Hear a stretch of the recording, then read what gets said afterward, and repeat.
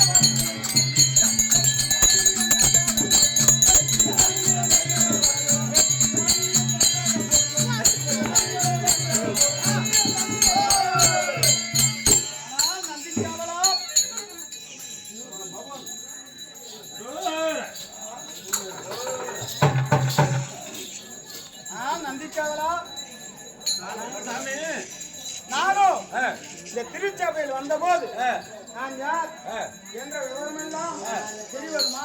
சொன்னால் தெரியாது. 1008 அண்டம், ஆமா, 224 புகழும், 14 லோகத்தில் உள்ள எருமைக்கடை எண்ணாயிர ஜீவராசிகளுக்கும் பரிகாரக்கூடிய 2011 நேத்திரம் படைத்த எனது பெயரோ பரமேஸ்வரன் என்று தெரிவிப்பார்கள். அப்படியா சாமி? ஆமாம். அதுவும் தவிர எந்த மைக்காரையா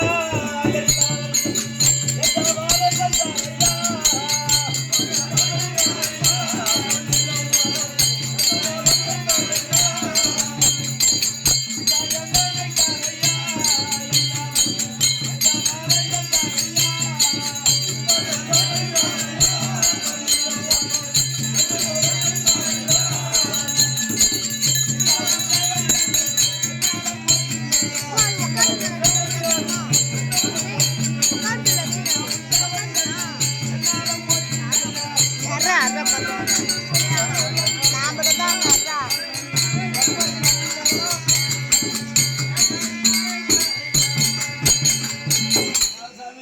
சொன்னபடி ஆ, ஆ, மங்களம் உண்டாகட்டும் அப்பா. காலானை காலால் இடித்தே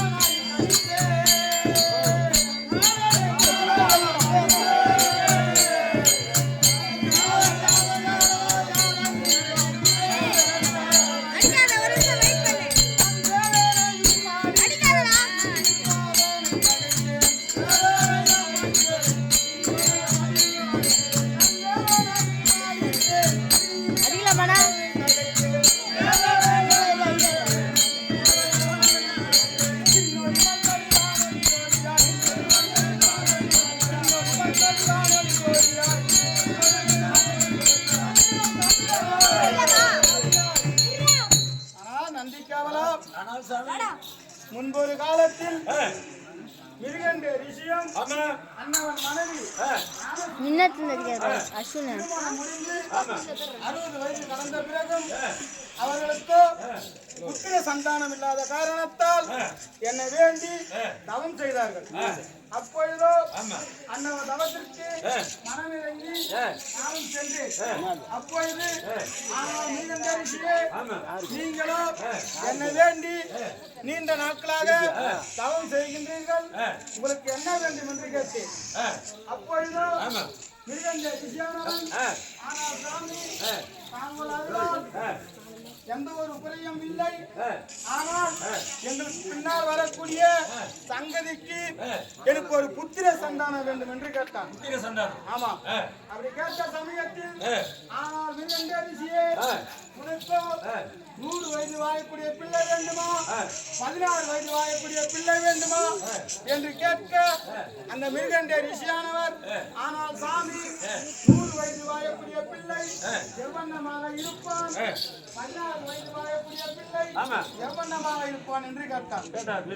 ஆமா, அப்படி கேட்ட சமயத்தில் நானோ, ஆனால் மிருகண்ட ரிஷியே, 100 வயது வாழக்கூடிய பிள்ளை பெரியவரை வணங்குவதிலும் கல்வியிலும் தெய்வ பக்தியிலும் சிறந்து விளங்க மாட்டான், அரக்கத்தனமாக நடந்து கொள்வான் என்று தெரிவித்தேன். 16 வயது வாழக்கூடிய பிள்ளையோ பெரியவரை வணங்குவதிலும் தெய்வ பக்தியிலும் கல்வியிலும் சிறந்து விளங்குவான் என்று தெரிவிக்க, அப்பொழுதோ மிருகண்ட ரிஷியானவர், ஆனால் சாமி அந்த 100 வயது வாழக்கூடிய அரக்கத்தனமான பிள்ளை எங்களுக்கு வேண்டாம், 16 வயது வாழக்கூடிய பிள்ளை போதும் என்று தெரிவித்தார்கள். அப்படி தெரிவித்த சமயத்தில் அவர்கள் வேண்டிய பிரகாரம் அவர்களுக்கு வரமளித்து, வரமளித்த காலத்தில் 25 திங்கள் கழிந்து அவர்களுக்கு ஒரு ஆண் குழந்தை பிறந்தார்.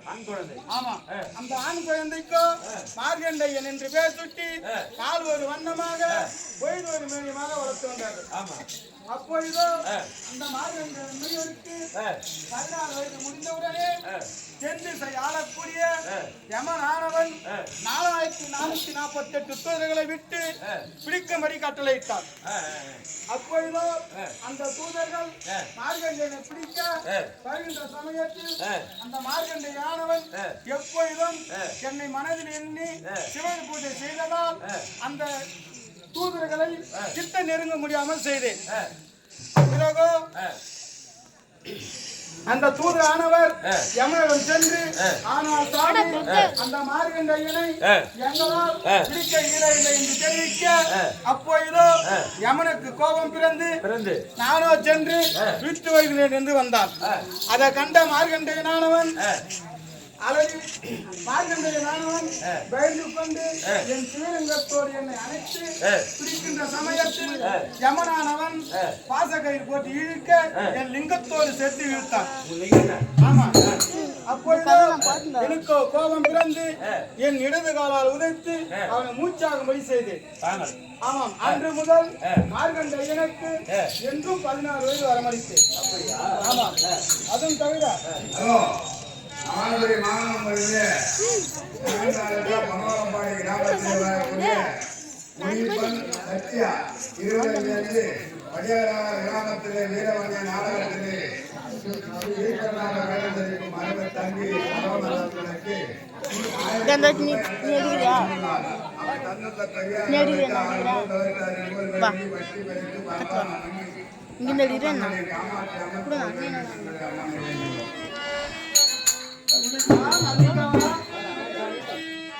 பல்லால ராஜானிக்கு பிள்ளையாக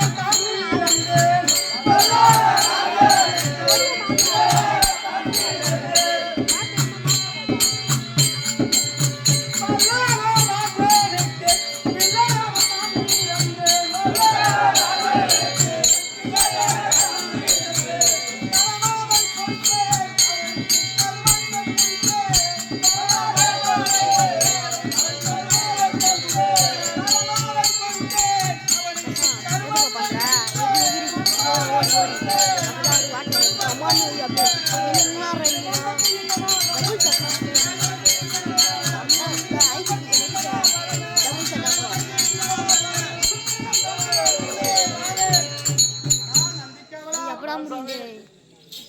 ஒரு காலத்தில் வல்லாள மகாராஜனானவன் பிள்ளை இல்லா குறைக்காக தானம் செய்வதில் சிறந்து விளங்கினான். ஆமா. அவன் செய்யக்கூடிய தானத்தில் அன்னதானம், கோதானம், பூதானம், வஸ்திரதானம், புண்ணியதானம், விஷயதானம், இப்படி சொல்லக்கூடிய 32 தானம் செய்து வந்தான். அப்படி செய்து வரும் நாளிலே அன்னவன் வாழக்கூடிய நகருக்கோ சென்றேன். ஆமா. அப்படி சென்ற சமயத்தில் வல்லாள மகாராஜன் பாருங்கள் சாமி, உங்களுக்கு என்ன வேண்டும் என்று கேட்டான். அப்பொழுதோ வல்லாள மகாராஜனே, இன்றைய தினம் எனக்கோ கன்னிகாதானம் வேண்டும் என்று கேட்டேன். ஆமா. அப்பொழுதோ ஆனால் சாமி தாங்கள் வேண்டிய பிரகாரம் செய்து தருகிறேன் என்று தெரிவித்து அவன் வாழக்கூடிய நகரில் இருக்கக்கூடிய 12,000 தேவதாசிகளுக்கும் சென்றான். அவன் சென்று முன்பாக 12,000 சிவ சன்னியாசியாக வேடம் கொண்டு ஒரு வீடும் காலில்லாதபடி செய்தேன். ஆமா. அப்பொழுதோ எந்த ஒரு தேவதாசி கிடைக்கவில்லை என்று அவனை வீட்டுக்கு அண்ணவன் மனைவி ஆனால் சாமி, இன்று உங்கள் முகம் ஏன் மாறிவிட்டது என்று கேட்டார். ஆனால் பெண்ணு, இன்று ஒரு அடியார் வந்தார், அவருக்கு கன்னிகாதானம் செய்கிறேன் என்று தெரிவித்தேன். ஆனால் இன்றைய தினம் ஒரு தேவதாசியும் இல்லை, நான் என்ன செய்வேன் என்று தெரியவில்லை பெண்ணே என்று தெரிவிக்க, அப்பொழுதோ ஆனால் மனைவி, ஆனால் சாமி தாங்கள் உத்தரவு அளித்தால் அந்த அடியாருக்கு நானே விருந்தாகிறேன் என்று தெரிவித்தது. ஆமா. அப்பொழுதோ அந்த செல்லம்மா தேவியானது நான் இருக்கக்கூடிய பரிகாரைக்கு வந்தவுடனே என்னை வாரி அணிக்க வந்தது. ஆமா. அப்பொழுதோ பிறந்த குழந்தையாக தொட்டில் தவிழும் குழந்தையாக அவர்களுக்கு காட்சி தந்து. ஆமாம். அன்று முதல் அவர்களுக்கு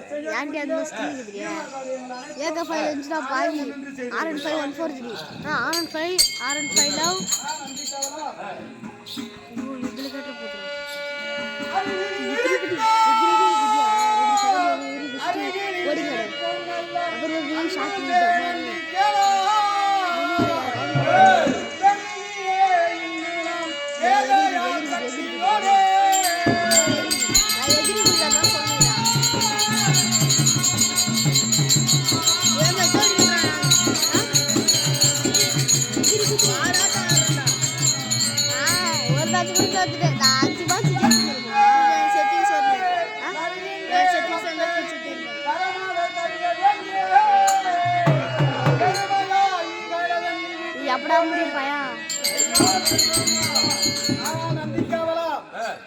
தினம் ஜீவராசிகளுக்கு பரியாளக்க செல்ல வேண்டும். தாங்கள் ஆமா. தாயார் எண்ணம் எப்படி இருக்கிறது என்று அவர்களுக்கு வேண்டிய பரியாளக்க நான் செல்ல இருப்பதால் எனது மனைவியாகிய உமா பார்வதியை நான் அழைத்ததாக வெகு சீக்கிரம் அழைத்தேன். அப்படியா? யாரெல்லாம் கொண்டாடுறியா?